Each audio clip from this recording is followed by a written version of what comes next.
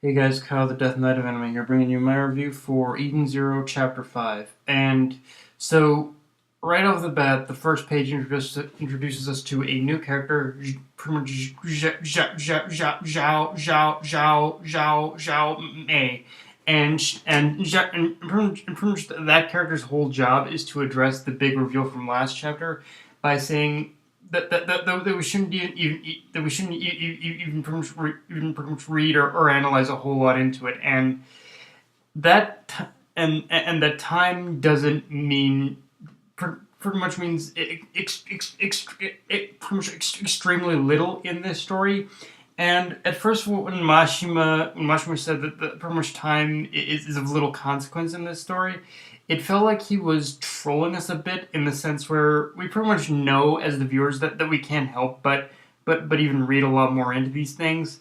But then then we pretty much get the big reveal that the character that Shiki and Rebecca ended up traveling 50 years into the past, which honestly, just from that reveal alone, it pretty much clicked to me as to what Mashima was talking about.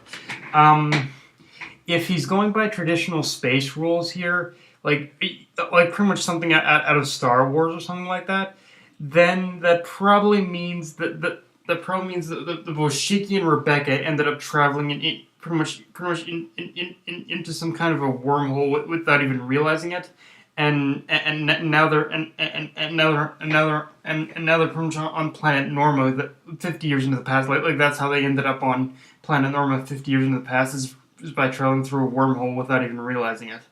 Now, having said that, I'm still very curious as to what if it is in fact like the wormhole thing, then this still has me. But I'm still kind of curious as to what that it still kind of has me.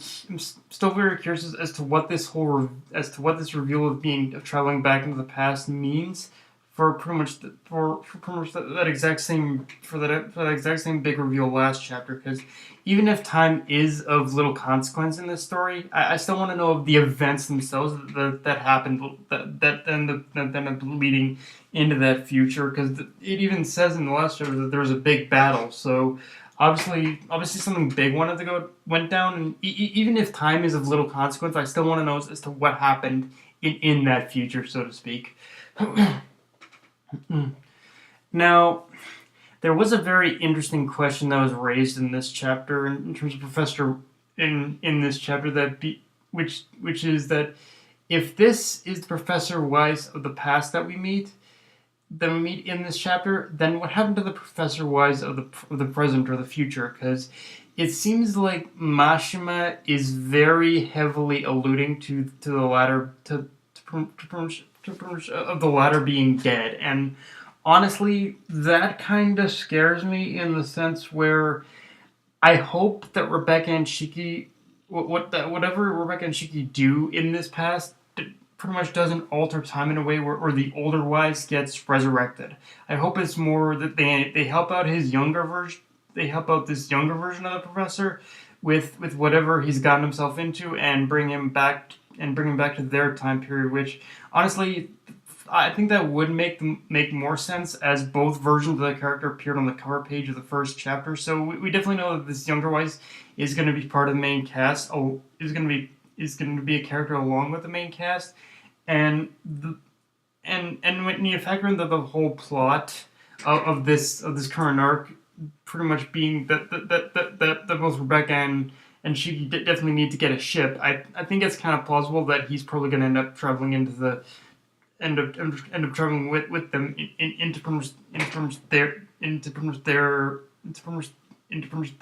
pretty much time period or something like that. Like, I think that would honestly make the most sense to me.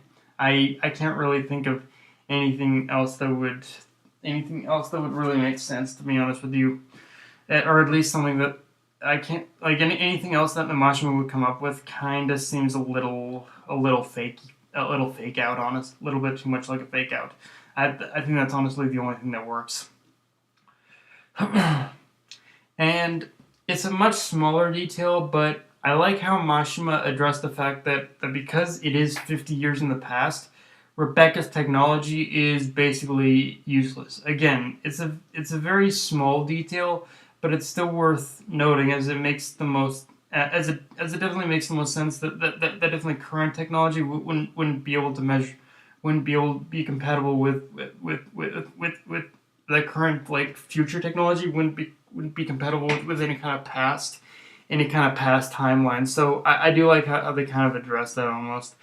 Um, and and honestly, if the and honestly if and honestly, I think there's actually a really interesting potential here for pretty much Mashima to take advantage of this whole opportunity by having Rebecca actually utilize pretty much some of this past professor's gear to get in order to remedy this whole predicament of not being able to use her technology in this timeline. Like I really want to see her actually use this current. I really want to see her. I really want to see her use this current. Use this current. Use this current era or current time period's technology, and I want to see her interacting and see what she can do with basically with the technology of this time period for sure. Um, although I also wonder if I'm probably overthinking it, but would Happy be able to transform in this time period because he is current, basically future technology? So would he be able to transform or not? Because if I think it almost work out even better if he couldn't, because that way it would actually it would force Rebecca in order to use the technology of this time period. But if Happy can still transform, it would kind of negate the purpose almost, I guess. Yeah, at least in terms of fighting, anyway. Um, and okay, let's talk about the end of the chapter, because the end of the chapter pretty much sets up our first big battle between Shiki and the gang leader that the younger Professor was running away from. I think it was Sibir. Yeah, it was Sibir, and honestly, with the introduction of this guy from which this gang leader of this gang leader, you can forget what I said about the fight with Elsie being the defining fight, because to me right now this current fight that was set up pretty much between Shiki and from between Shiki and the gang leader of and the gang leaders and the gang leader and from severe. um this is honestly the fight that is going to make it or break it for me, because it's in this fight this fight is going to tell us if Mashima is actually going to is gonna be serious with making his antagonists like legit threats, or if he's gonna make them pussies. Because this dude's got a full fucking suit of robotic armor, and with someone like that who's got a full fucking suit of robotic armor, I expect a damn good fight, especially since I am getting a main bad guy of the arc vibes from definitely this guy. But yeah, if pretty much if everything if everything in terms of in if everything in terms of Sabir's character ends up getting shattered by like Shiki one shotting him, I'm gonna be a little pissed. I'm just saying. So yeah. But yeah, guys, that's all I got for this review. If you enjoyed the video, like, comment, subscribe, follow me on Twitter and Facebook. Death Night of Me, signing off. Later, guys.